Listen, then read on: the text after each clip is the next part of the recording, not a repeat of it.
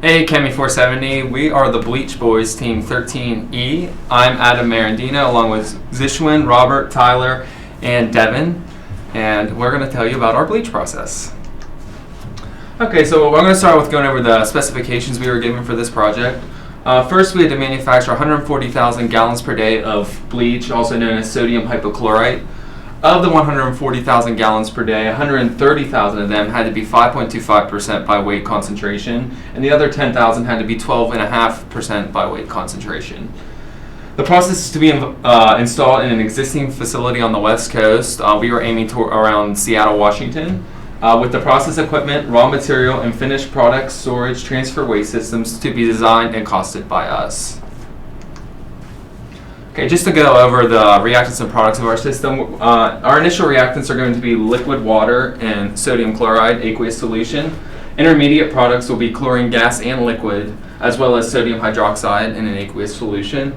And our final products will be liquid water, sodium chloride aqueous solution, sodium hydroxide, our strong oxidizer of bleach, and then hydrogen gas. And then I'm just going to go over a quick process summary. We're going to go into our detailed PFD next then. Step one is the mixing tank. The sodium chloride and water are heated to allow efficient dissolving for our electrolysis reactor.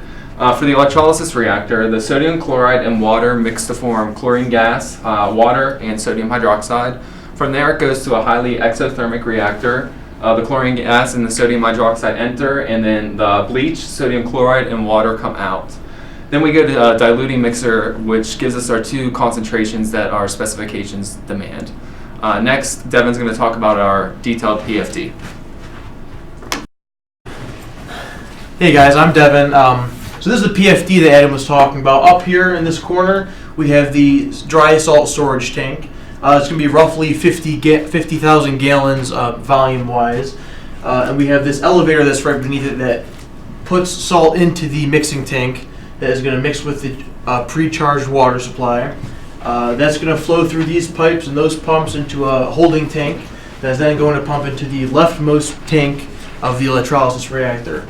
In there, the water is going to go into the reactor and it's going to exchange sodium ions with the membrane to the other side. And as it undergoes electrolysis, on the left side of the electrolysis tank, it will produce chlorine gas, and on the right side, it will produce hydrogen gas and then the hydroxide ions with the sodium ions, which will cause the sodium hydroxide solution.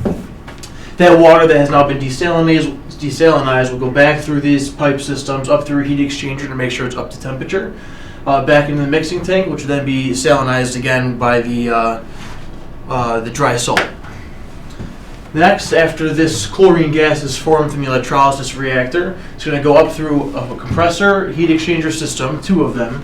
It's going to be pumped down through to the actual bleach reactor system, where the caustic solution that comes out of the electrolysis reactor will also go into. They will react, and because it's a highly exothermic reaction, that solution will be pumped through and recirculated through a 180-ton refrigeration unit to keep it cool. That'll get pumped around, and because that kinetics only says the reaction has to go for about 7 seconds, that now cooled bleach solution will be pumped down into the upper corner over there, and it will be split into two different dilution streams. One of them is going to be the 5.25% dilution stream, where it's going to mix with water that goes through an ion exchange resin to disallow any sort of contamination that can cause the bleach to decompose, and also a 12.5 bleach dilution system, where it's going to be added with water that also goes through another ion exchange unit to make sure there's no ions that can cause decomposition, and they will both go to their own constitutive storage tanks. The next slide here, we just have the overall mass balance, so the number of liquid gallons and meters and centimeters cubed, the density of our solutions, which changes because we're adding so much solute to each system, the mass of the batch in grams, how much salt, how much sodium hydroxide we have, how much chlorine we have, how much we're losing, the amount of water that we use. So in here we just talk about, on the left side of the electrolysis, we charge it with what is 104 liters of water, which is roughly 28 gallons of water. And that's going to stay the same. Nothing's going to go out or in. It's just going to be continually salinized by the dry salt in that elevator we showed before. On the right side, we're going to have it charged continuously with 66 liters of water, and it's going to lose about roughly 10 to 12 liters per reaction cycle. So as it goes through one cycle of bleach or sodium hydroxide production, it will go through about 12 liters, and we'll charge that through again through the water stream that comes from the bottom of the right side of the electrolysis reactor.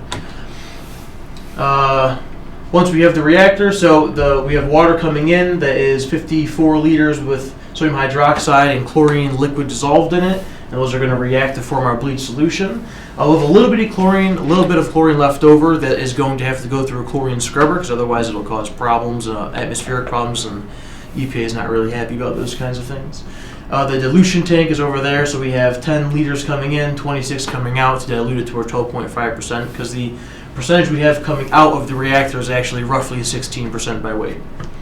We have our 5.25% dilution, where we're adding about 300 or 290 liters at once to dilute it down to the right number of specified gallons or volume that we have to produce per day. And we have our energy balance, which shows the temperatures and all that we have to have. Bleach has to be kept under 30 degrees Celsius, otherwise it can start decomposing. So the inlet water for the mixing tank process side starts at 20. We heat it up to 30, so then the salt has a better solution rate, and we can dissolve more salt per unit of water. In the electrolysis reactor, there's really no net gain of energy. It dissipates the energy pretty quickly, and most of it is let off in the gaseous chlorine or hydrogen that comes out of that. In the reactor, it's extremely exothermic. As you can see, it makes about 35 million joules per minute. That's why we needed the cooling tank. We were going to run it through with a cooling jacket, but we decided that a cooling jacket wouldn't be enough. It would make our tank would have to be 14 feet tall and 7 feet diameter, and it was just way too large to pay for. And then the liquefying of the chlorine gas is the same thing. No temperature difference really. It's all about the same. And I'm going to pass it over to Tyler now, who's going to talk about equipment design. Hi guys, I'm Tyler. I'm going to talk about our equipment design for our bleach factory. And here you can see how we sized our reactor cooling unit. To size this effectively, we looked at calculating the amount of tons we needed, which a ton is just the amount needed to melt a certain amount of ice. And we calculated based on the specific heat of the solution in our reactor, we need about 166 tons of coolant, so we just picked 180 tons.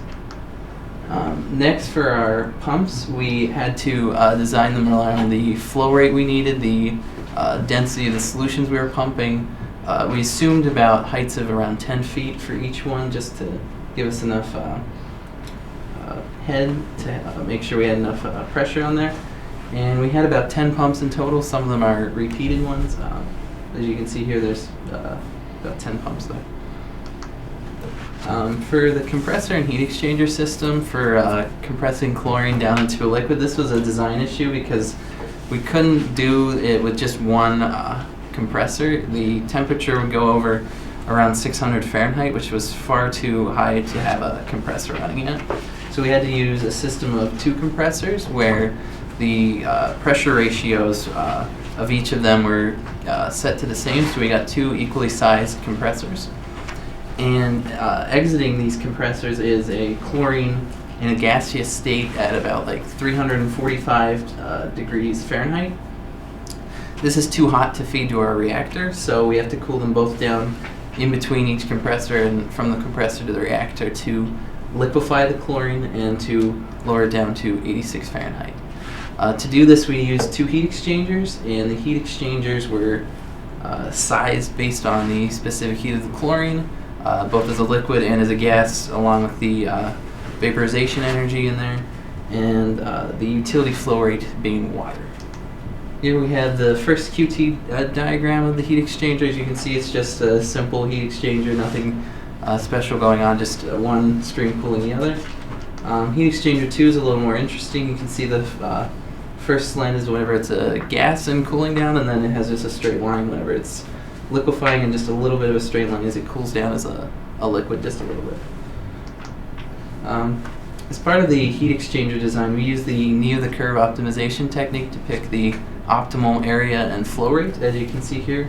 And for the first heat exchanger, which is on the one side there, we picked 2,000 pounds per hour, and the other one we picked 30,000 pounds per hour.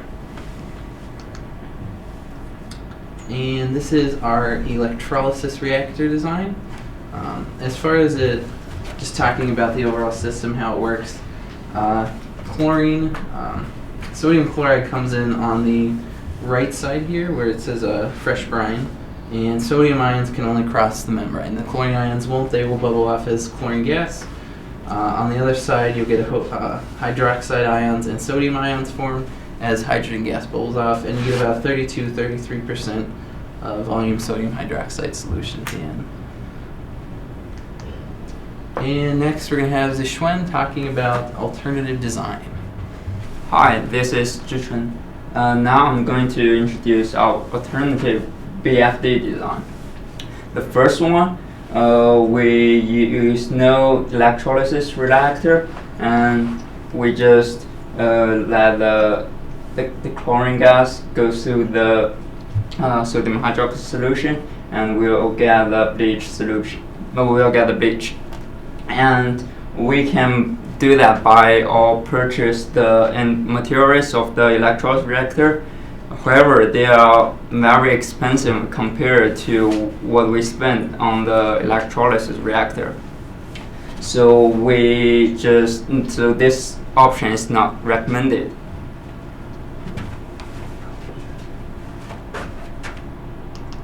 And then this is the second design we have. We used the heating and cooling jacket to control the temperature. It provides larger volume of flow, but this method is not efficient enough because it has a low heat transfer coefficient. And when we decide to use our electrolysis reactor, there are like 3 options we take into consideration. The first one is the membrane, and then the mercury, and also the diaphragm. The mercury one is use the mercury cell to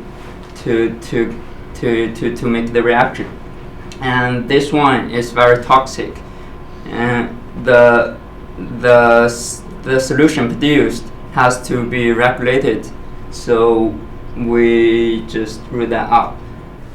For the diaphragm process, we decided not to use that because it only gives like 12% of weight sodium hydroxide, and also there is a small amount of chloride in the sodium hydroxide solution.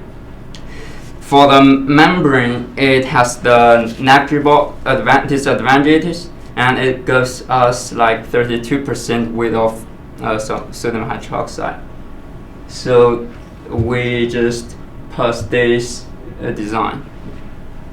That's it. So after analyzing our whole process, we then decided to get an estimate on it for pricing to see if it was even feasible to run our system.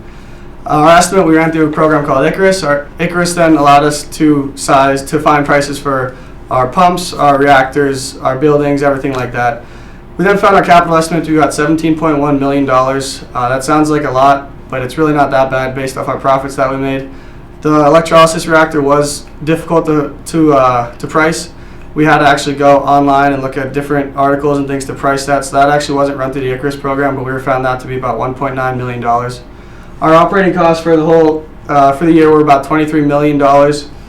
And if you look at these costs, they might seem like a lot. And 3 places we really analyzed where we might be able to cut down our capital cost were our building costs, which are about $2.3 million, our electrolysis reactor, and our holding tank. The reactor was just hard to price. We don't know if that was 100% accurate. The holding tanks, we might be able to get a better quote or make them out of a different product that could lower the price. In the building, we could just find a different contractor and maybe get a better estimate for that. So next is our base case sales. So the first 3 years we don't make any money. We're all in construction. The next 3 years we're in startup. The following years we're at 100% operating capacity. So during this time we're making 5.25% bleach and 12.5% bleach. Of that, we're making 130,000 gallons of 5.25%. That's going to go for about 0.7. It's going to go for about 7 cents per pound. making that about 59 cents per gallon. That brings us to a total daily sales of about 76,000. Of our 12.5%, we're making 10,000 gallons a day, going for about $1.02 per gallon, giving us about $10,000 worth of daily sales in that.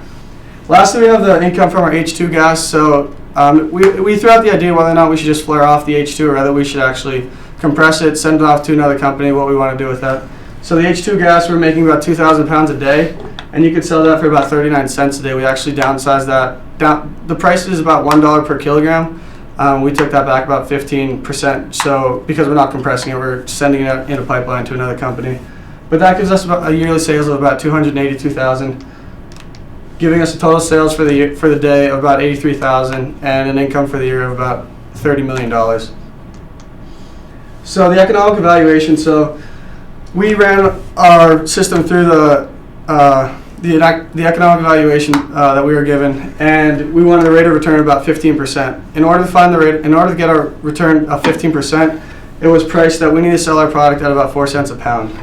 Now the current weighted price that we found, so the 6.25 or the 5.25 was going for about 6.5 cents a pound, and 12.5% was going for about 12 cents a pound. Taking an average of those two based off the quantities that we made, we said that it was about 7 cents a pound that we found that you could actually sell them for in the current market.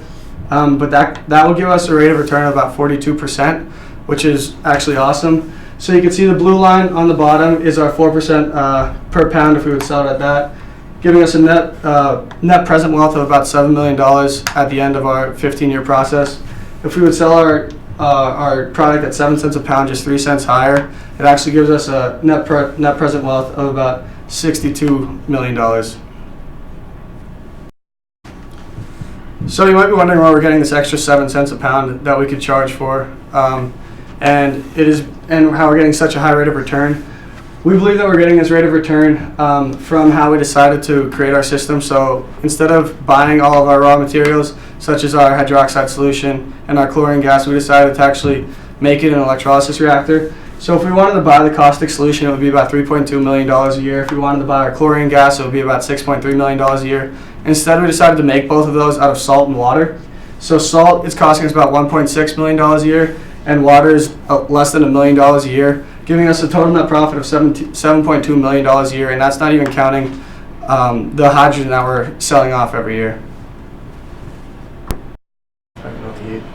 Overall, our plan is very feasible. It is profitable no matter what scale and price we put it at, the two we analyzed. So we recommend this plant being built. We want to thank you for watching our presentation and have a good day.